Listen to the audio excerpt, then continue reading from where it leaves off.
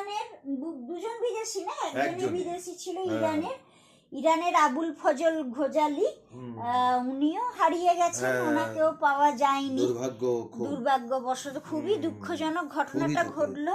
আমরা খবর পেয়েছি যে প্রায় 3000 ফুট নিচে পড়ে গেছেন। তারা তো শৃঙ্গ জয়ের পরে আর কি, জয়ের পরে আমরা তো সামিটে যাচ্ছিলাম। এবার যখন আমার অক্সিজেন কাজ করছিল না, ওনারা বললেন যে ওনারা সামিট করে নামবেন, নেমে ওনাদের অক্সিজেন মাস্কটা নিয়ে আবার আমি সামিটে যাব।